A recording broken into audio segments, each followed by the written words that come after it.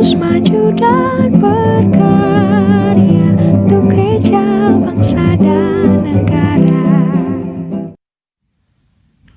Shalom Sobat Teruna, selamat datang di Teman Podcast. Kami hadir untuk menemani kalian. Hai, selamat pagi kawan-kawan Teruna. Dan selamat pagi juga untuk kakak layan yang terkasih di dalam Tuhan. Selamat hari Minggu dan selamat beribadah kepada Tuhan Yesus Kristus. Kiranya damai sejahtera Tuhan selalu melingkupi hati dan pikiran kita. Kita patut bersyukur kepada Tuhan karena kita masih diberikan kesehatan dan kekuatan. Sehingga dalam keadaan apapun kita masih bisa bersyukur kepada Tuhan. Nah teman-teman dan juga kakak layan, sebelum kita mendengarkan firman Tuhan, mari kita berdoa, kita satukan hati dan pikiran kita. Tuhan, kami datang kepadamu dengan hati yang penuh dengan ungkapan syukur. Karena Engkau melayakkan kami menjadi anak-anak-Mu. Pada saat ini, kami akan mendengarkan firman-Mu. Bimbing kami Tuhan, biarlah kiranya apa yang akan kami renungkan dapat kami pahami dan kami mengerti. Oleh sebab itu, kami memohon bimbingan Roh-Mu yang kudus untuk masuk di dalam hati kami semua. Amin. Nah, teman-teman semua, pada hari yang berbahagia ini bersama kita akan merenungkan firman Tuhan yang terdapat di dalam Injil Yohanes pasal 2 ayat 1 sampai dengan 11. Injil Yohanes pasal 2 ayat 1 sampai dengan 11. Lembaga Alkitab memberikan judul Perkawinan di Kana. Kakak akan membacakannya untuk kita semua. Pada hari ketiga ada perkawinan di Kana yang di Galilea, dan ibu Yesus ada di situ. Yesus dan murid-muridnya diundang juga ke perkawinan itu. Ketika mereka kekurangan anggur, ibu Yesus berkata kepadanya, "Mereka kehabisan anggur." Kata Yesus kepadanya, "Mau apakah engkau daripadaku, ibu? Saatku belum tiba." Tetapi ibu Yesus berkata kepada pelayan-pelayan, "Apa yang dikatakan kepadamu, buatlah itu." Di situ ada 6 tempayan yang disediakan untuk pembasuhan menurut adat orang Yahudi. Masing-masing isinya 2-3 buyung. Yesus berkata kepada pelayan-pelayan itu, "Isilah tempayan-tempayan itu penuh dengan air." Dan mereka pun mengisinya sampai penuh.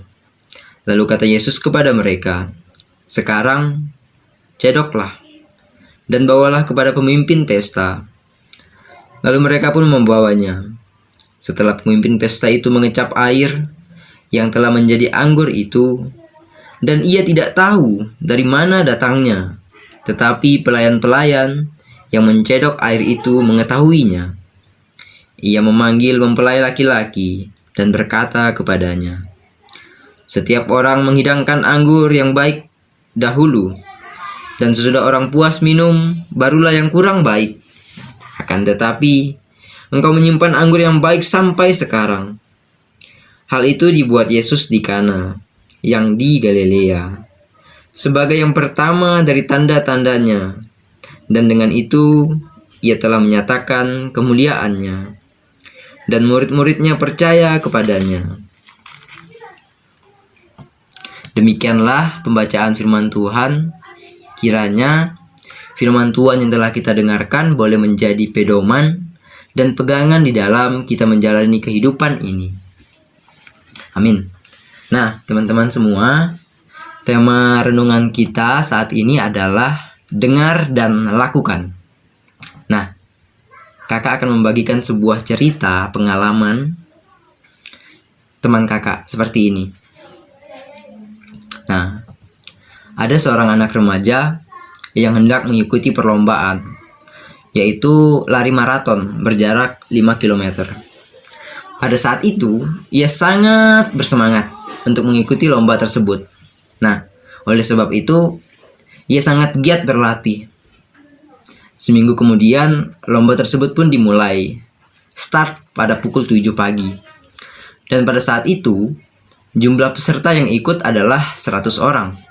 Nah, singkat cerita nih teman-teman, remaja tersebut akhirnya mencapai garis finish, yaitu masuk dalam urutan ke-6. Nah, karena ia melihat 5 orang sudah mendahuluinya di depan seperti itu, akhirnya dia mengetahui bahwa ia urutan ke-6 gitu. Tetapi, sangat disayangkan, anak remaja tersebut tidak mengetahui bahwa ketika sudah mencapai garis finish, ia itu harus melapor dulu gitu, melapor ke juri, sehingga nama serta nomor urutannya itu dicatat. Tetapi ia nggak tahu peraturan tersebut gitu, akhirnya ia gagal mendapatkan juara.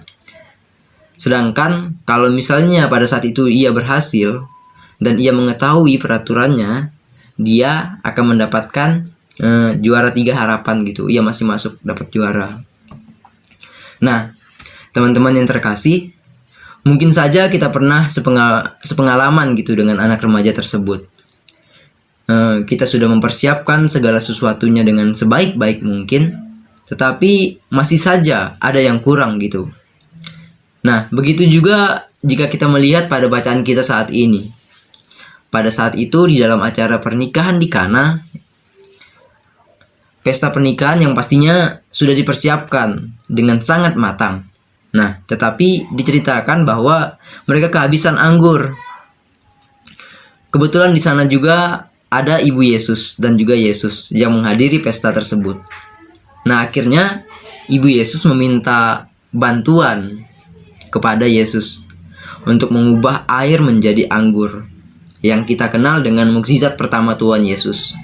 Dan kita bisa melihat bagaimana anggur yang telah Yesus berikan itu merupakan anggur yang terbaik, berbeda dari anggur-anggur yang sebelumnya.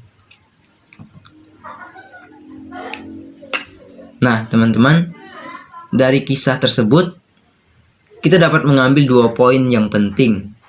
Yang pertama itu meminta Tuhan menyempurnakan jeripayah kita. Ketika kita mempersiapkan segala sesuatu untuk menggapai apa yang kita harapkan, memang merupakan suatu hal yang sangat penting. Namun, kita tidak boleh lupa untuk berdoa kepada Tuhan. Dalam Yohanes pasal 2 ayat yang kelima, nah, Maria itu berkata, "Apa saja yang Dia katakan kepadamu, lakukan itu." Ini adalah perintah yang harus kita lakukan sebagai pengikut Yesus. Ada bagian yang memang harus kita kerjakan dengan maksimal. Tetapi yang menyempurnakan semuanya, pekerjaan yang kita lakukan adalah Tuhan Yesus itu sendiri. Poin yang kedua adalah bangun relasi yang intim dengan Tuhan. Untuk dapat mendengarkan suara Tuhan, maka kita perlu membangun relasi dengannya. Kita datang kepada Tuhan untuk meminta agar hidup yang kita jalani dipimpin oleh Roh Kudus. Hidup yang mau mendengarkan serta melakukan apa yang diperintahkan Tuhan. Nah, teman-teman teruna dan juga kakak layan, mari kita datang kepadanya, karena Ia selalu merindukan kita dalam penyerahan total kepadanya. Dengarkan dan lakukan apa yang Yesus perintahkan. Pertanyaan refleksi untuk kita semua adalah, maukah kita mendengarkan dan melakukan perintahnya dalam keadaan senang maupun di dalam keadaan sulit? Mari, semoga kita bisa selalu mendengarkan suara Tuhan, dan semoga kita bisa selalu mendengarkan perintahnya dan melakukannya di dalam kehidupan kita hari lepas hari. Tuhan memberkati kita semua. Amin. Teman-teman sekalian, mari kita berdoa. Tuhan Yesus, terima kasih atas cinta kasih-Mu yang senantiasa menyertai kami dan tidak pernah meninggalkan kami di dalam keadaan apapun. Di saat kami jatuh, Engkau selalu mengangkat kami, Engkau menopang kami. Engkau tidak pernah meninggalkan kami sebagai yatim piatu, tetapi Engkau selalu ada, memberkati kami, menaungi kami, dan menopang kami. Mampukan kami Tuhan untuk tetap setia kepadamu, setia mendengarkan dan melakukan apa yang Engkau kehendaki. Jauhkanlah kiranya hati dan laku kami di dalam segala yang jahat, yang tidak mencerminkan teladan daripadamu. Hidup yang masih Engkau percayakan ini, kami mau Engkau pimpin, hanya untuk kemuliaan nama Tuhan. Amin.